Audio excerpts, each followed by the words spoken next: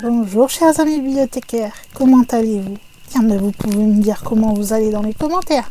Est-ce qu'il fait bon chez vous? Est-ce que, comme moi, vous avez un petit peu froid? Je serais content de savoir si vous êtes en bonne santé, quand même.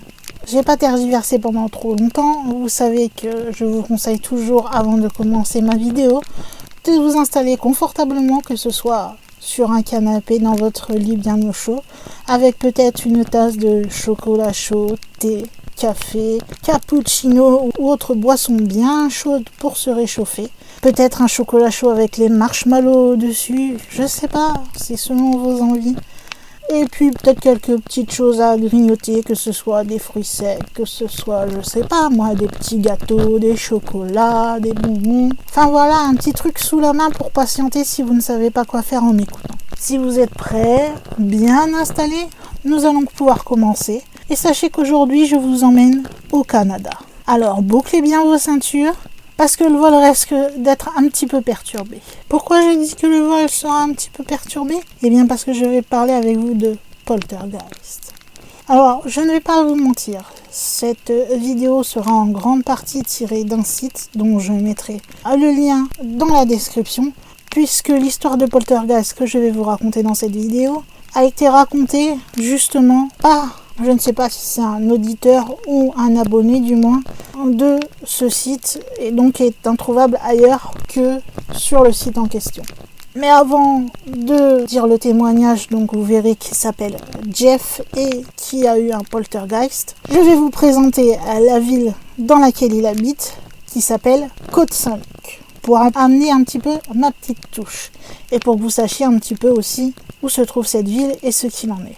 Alors, tout d'abord, sachez que Côte-Saint-Luc, c'est une ville qui se trouve dans l'agglomération de Montréal, donc côté français, entre guillemets, au Québec.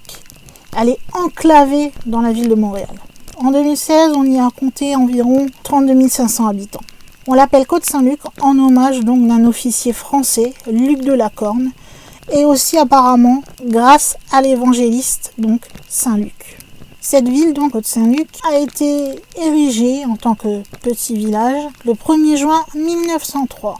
C'est une ville de Notre-Dame-de-Grâce en fait qui a fait scission et qui a donné naissance à ce petit village. En 1914, celle-ci va avoir une partie du nord-est qui va partir et qui va s'appeler Hampstead. Au fur et à mesure du temps qui passe, le village va se développer. Il y a beaucoup de familles d'immigrants, juifs allemands, écossais ou britanniques, qui vont venir y vivre. Il se transforme de village en officiellement une ville en 1958. C'est dans les années 60 qu'il va y avoir le plus de personnes qui vont venir y habiter. Donc des promoteurs vont en profiter pour y ériger des tours d'appartements pour encore accueillir plus de personnes. La ville sera ensuite fusionnée à Montréal entre le 1er janvier 2002 et le 1er janvier 2006, puisque depuis, elle a été, si on peut dire ce terme, défusionnée. Et c'est donc dans cette ville qu'est arrivée notre histoire de poltergeist. Tout s'est passé en juin 2021. Un homme du nom de Jeff, alors est-ce que c'est son nom réel ou est-ce qu'il a donné un autre nom, je ne sais pas, mais en tout cas, il s'appelle Jeff, voilà. Il va contacter donc le site dont je vous parlais, Montréal Hanté, qu'il dit qu'il y a une activité de poltergeist dans son appartement. Pour valider ses dires, il va citer de nombreux exemples d'objets qui vont se déplacer tout seuls, s'allumer et s'éteindre, des objets aussi qui vont se comporter de façon très étrange, sachant qu'à la base, ce ne sont pas des objets qui ont des piles ou autres, enfin vous voyez, qui fonctionnent d'une autre manière. C'est des objets qui sont totalement inanimés, donc il n'y a aucun moyen que ceux-là peuvent bouger, même par, je sais pas moi, un problème de pile, une défaillance électronique ou autre. Jeff va écrire « Je suis prêt à signer une déclaration sous serment affirmant que tous les événements décrits se sont réellement produits. » Jeff va emménager dans son appartement de la Côte-Saint-Luc en 2009. Celui-ci se trouve près du centre commercial Cavendish, s'il y en a qui sont du côté de Montréal parmi vous.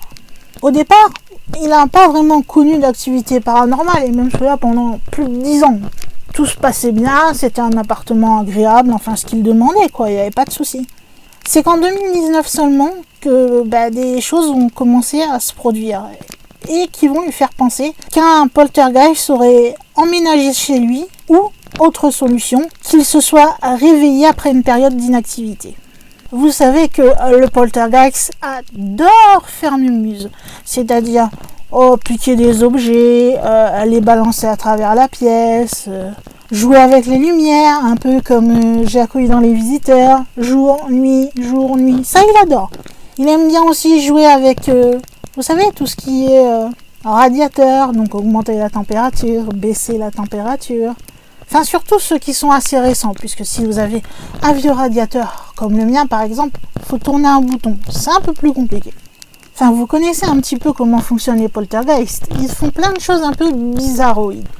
Quand cette activité paranormale va commencer, eh bien, ça va donner aussi lieu à des événements étranges qui auront lieu dans l'appartement. Mais ils n'étaient pas de façon récurrente, si vous voulez. Généralement, selon ce que dit Jeff, ils étaient espacés environ d'un mois ou deux. Cela dépendait. Selon Jeff, tout cela a commencé tout banalement avec un élastique qui s'est mis à se téléporter. Et là, je le cite. Un élastique qui était enroulé autour du seau à ordures de la cuisine, donc qui était là, je pense que vous l'aurez compris, pour maintenir le sac, a disparu du seau. Celui-ci est réapparu au coin du tapis de la salle à manger. Cela s'est produit à plusieurs reprises. Une autre fois, ce même élastique a disparu du seau et est apparu enroulé autour du milieu d'un contenant de lait d'avoine qui était vide et placé à côté du seau pour le recyclage. Un autre jour, même scénario, sauf que ce coup-ci c'était pas un contenant de lait d'avoine vide, mais une boîte de mouchoirs en papier qui était placée à côté, on va dire, de la poubelle pour nous. Soit ordure, on n'est pas trop habitué, nous on appelle ça plus une poubelle. Jeff, dans son témoignage, va donner d'autres exemples qui se sont déroulés dans sa cuisine. Et là, de nouveau, je le cite. « Alors que je faisais la vaisselle après le déjeuner, j'ai senti quelque chose tomber sur mes pieds. J'ai baissé les yeux et j'ai vu que c'était une petite serviette. Le fait que cette serviette est particulière, en fait. Elle est identifiable individuellement. Je savais qu'elle était rangée dans un meuble qui se situait donc dans la cuisine, derrière une porte fermée et à quelques mètres de moi. C'est comme si la serviette s'était téléportée de là jusqu'au-dessus de mes pieds, où elle est finalement tombée. Une autre fois, alors que Jeff faisait des crêpes au fromage qu'il faisait tranquillement revenir à feu doux, au moment où il allait retirer celle-ci de la cuisinière, il a remarqué qu'il y avait quelque chose de bizarre. Normalement, elles étaient censées être cuites, mais elles ne le semblaient pas du tout. Il va alors tourner le bouton de commande du brûleur sur un réglage plus élevé pour être sûr. Au moment où il allait faire ça, il remarque que le bouton donc, qui permet de régler l'intensité de la chaleur était tourné sur la position off. Ce qui expliquait pourquoi ces crêpes au fromage ne lui semblaient pas cuites. Il pense alors que c'est le poltergeist qui a éteint le brûleur, car lui c'est très bien et il peut jurer qu'il ne l'a pas fait. Dans la cuisine, son poltergeist aime aussi bien s'amuser avec l'égouttoir à vaisselle. Une fois, Jeff y avait placé un verre à l'envers, comme on fait à peu près tous quand on fait la vaisselle. Il le laisse sécher, mais quand il regarde quelques minutes plus tard où était donc le verre, je vous rappelle, posé à l'envers, eh bien celui-ci n'était plus à l'envers, mais à l'endroit, c'est-à-dire prêt à être utilisé et à verser de l'eau dedans ou quelque chose d'autre.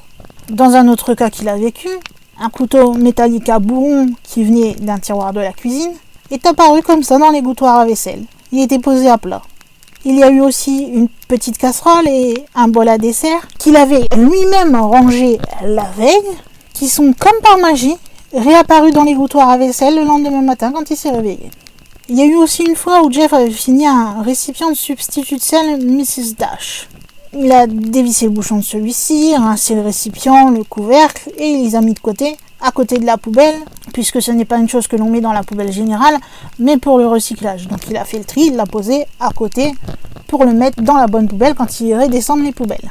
Après, il a décidé d'aller faire du shopping, et quand il est revenu, alors qu'il est sûr qu'il avait bien mis le récipient et le couvercle, pas ensemble, d'un côté le couvercle, d'un côté le récipient, et bien quand il est revenu, c'est comme si quelqu'un s'était amusé à reboucher la bouteille, c'est-à-dire à remettre le couvercle sur le récipient. Il en arrivait plein de choses à Jeff, puisque encore une autre fois, un bougeoir en aluminium jetable a parcouru à lui tout seul 15 pieds. Et cela depuis le garde-manger de la cuisine, là où normalement celui-ci était entreposé, jusqu'au sommet de la tige centrale d'un candélabre qui se trouvait dans la salle à manger. Ça, c'est tout ce qui s'est passé dans la cuisine. C'est déjà pas mal. Maintenant, on passe à la salle à manger. Dans la salle à manger, c'est un tableau qui est tombé du mur. Mais cela ne s'expliquait pas que le clou est cédé ou que la suspension qu'il maintenait est cédée, puisque le clou était encore totalement intact dans le mur et la suspension qui était utilisée, donc une petite boucle de suspension derrière, a été intacte. Pas cassé, rien du tout qui aurait expliqué que le tableau soit tombé. Donc, un clou intact, la suspension intacte, comment celui-ci est tombé ? Après, je sais, certains d'entre vous vont me dire « Ah, mais il y a peut-être des vibrations. » On ne sait pas, je ne fais que vous raconter ce qu'a vécu Jeff.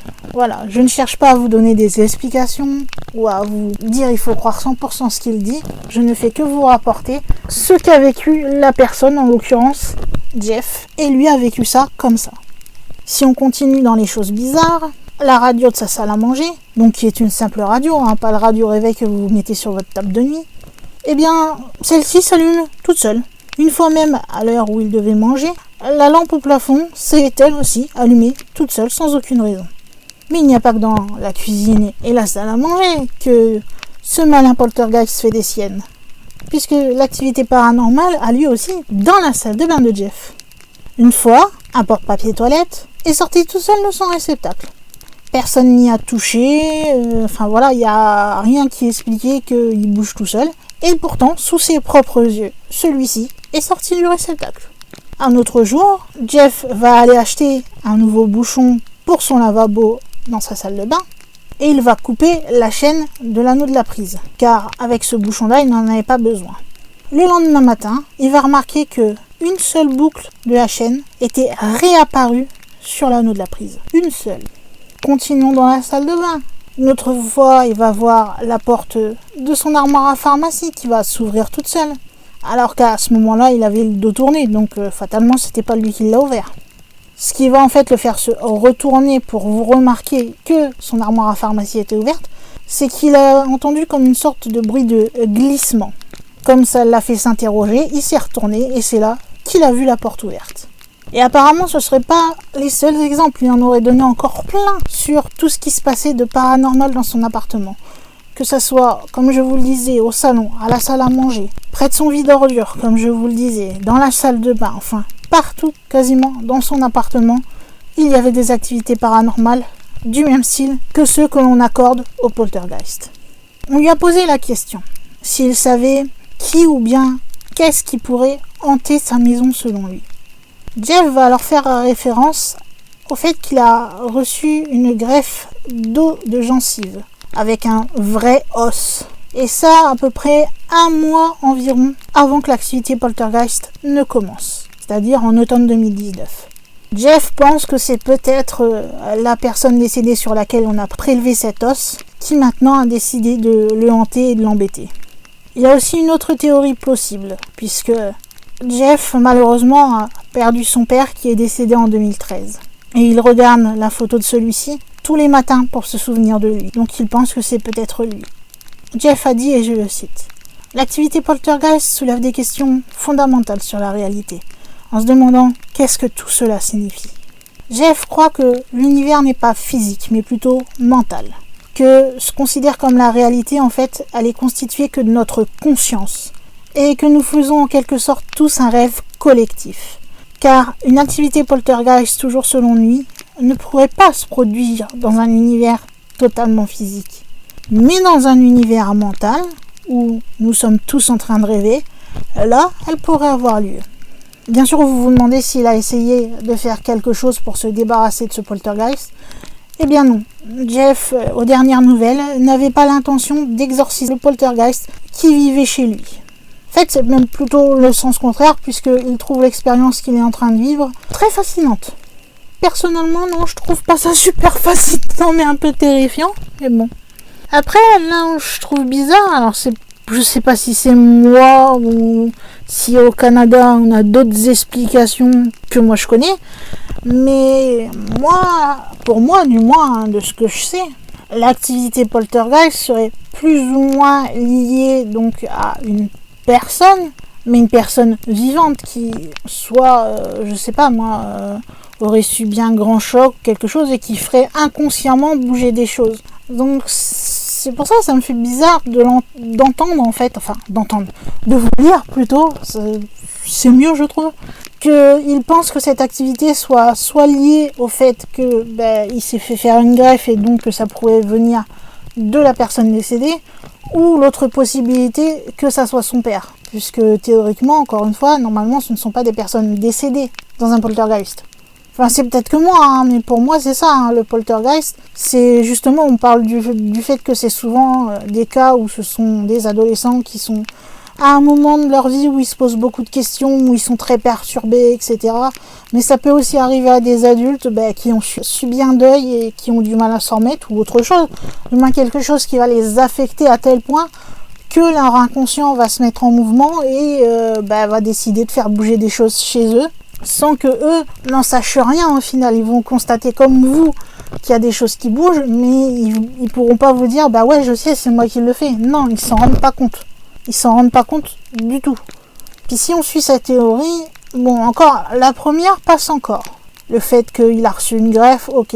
Mais celle de son père décédé, pour moi, elle tient pas trop la route, puisque si, comme tu le regardes tous les matins, c'est qu'apparemment tu l'aimais beaucoup, donc vous vous aimiez beaucoup déjà tout court. Donc si c'était ton père, il essaierait sans doute de te faire signe autrement, en s'amusant à faire joujou avec la lumière ou avec tes brûleurs pour faire chauffer ta nourriture, ou à balancer des trucs à travers la pièce.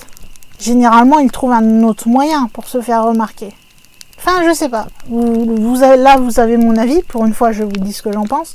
Alors, je ne dis pas qu'il n'a pas vécu une activité poltergeist. D'après ce qu'il décrit, ça correspond à une activité poltergeist. C'est ces explications qui, pour moi, me semblent un peu... Non, pas d'après ce que je sais du monde des poltergeists.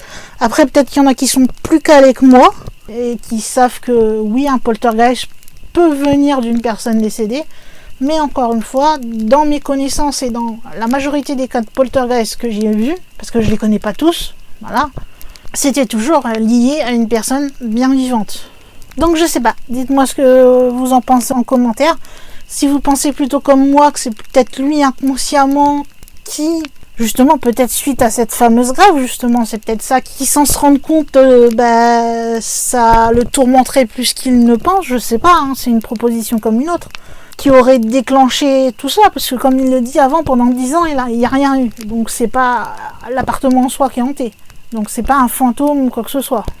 Ou si vous pensez comme lui que c'est possiblement une hantise qui tournerait de façon poltergeist.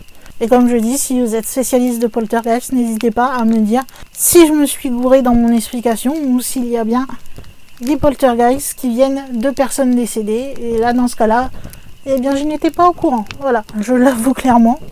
Pour moi, poltergeist est bien lié à une personne vivante qui, de son inconscient, fait bouger des choses qui sont encore paranormales à nos jours, puisqu'on n'explique pas comment elles les font bouger ces choses-là. On suppose juste que c'est l'inconscient qui fait ça. Après, comment ça fonctionne, on ne le sait pas. Donc ça reste dans le domaine de ce qu'on appelle le paranormal, puisqu'on n'a pas encore d'explication pour rationaliser tout ça, si vous préférez. Mais voilà, c'est un cas que j'ai découvert, puisque comme je vous le disais, c'est un cas personnel vécu par quelqu'un donc qui n'a pas fait l'objet de presse, interview, etc. C'est lui-même qui est venu raconter son témoignage à Montréal Hanté. Donc du coup, je ne pouvais pas faire 36 000 recherches sur l'histoire. Je pouvais juste vous raconter ce que la personne a raconté à Montréal Hanté, tout simplement. Donc comme je vous le disais encore une fois, vous pouvez réagir dans les commentaires et me dire ce que vous pensez de ce cas de poltergeist de la côte Saint-Luc. Quelle est votre opinion là-dessus? Est-ce que vous pensez déjà vous-même que c'est possiblement un poltergeist? Est-ce que vous suivez son avis ou vous êtes plutôt du mien? Vous pouvez me dire aussi si vous aviez entendu parler de ce cas, parce que peut-être il y a des Canadiens et plus particulièrement des Québécois qui connaissent le site de Montréal Hanté. En tout cas, comme je vous l'ai dit, je vous mettrai le site dans la barre d'infos, c'est-à-dire dans la description de la vidéo si vous préférez l'appeler autrement. Enfin, vous avez plein de raisons de me laisser un petit commentaire pour me dire ce que vous pensez de tout ça. Et puis si vous avez apprécié découvrir cette histoire, qu'il a été un peu plus lu du coup, parce que je peux pas trop inventer ce que la personne a vécu, vous serez d'accord avec moi, eh bien vous pouvez tout simplement cliquer sur le petit bouton j'aime ou pouce en l'air, pouce bleu, selon comment vous l'appelez. Ça me fait toujours plaisir de voir que vous appréciez mes vidéos. Ça changera pas, hein.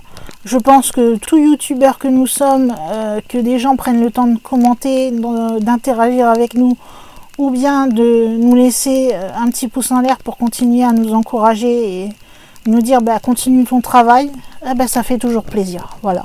Puis si vous êtes nouveau sur la chaîne, venez y faire un tour si cette vidéo ne vous a pas encore convaincu, puisque ma chaîne concerne le paranormal de façon générale.